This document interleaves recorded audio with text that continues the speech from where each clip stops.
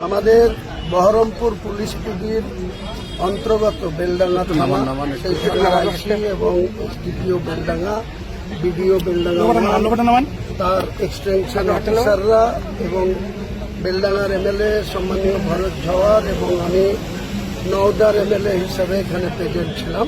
এই জেলায় আমরা জনপ্রতিনিধি হিসেবে বেলডাঙ্গা থানার এসডিপিওর উপস্থিতিতে এবং আইসি বিডিওদের উপস্থিতিতে আমরা সিদ্ধান্ত নিলাম নিশ্চয়ই গরু কুরবানি হবে, কিন্তু সেটা ওপেন প্লেসে হবে না, অর্থাৎ পাবলিকের যাতায়াতের জায়গা দিয়ে হবে না।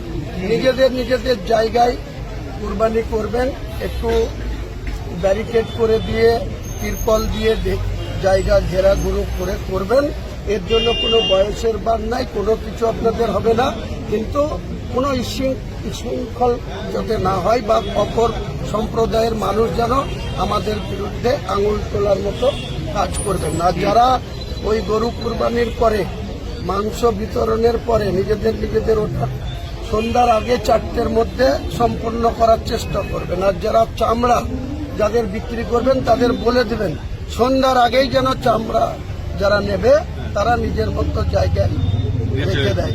রাত্রিবেলায় যেন কোনো চামড়া ভ্যান বা কোনো 4 চাকা গাড়িতে চাপিয়ে বেলডাঙ্গার কোনো জায়গা দিয়ে মুভমেন্ট হবে না, এটা নিষেধ করে দিচ্ছি। কারণ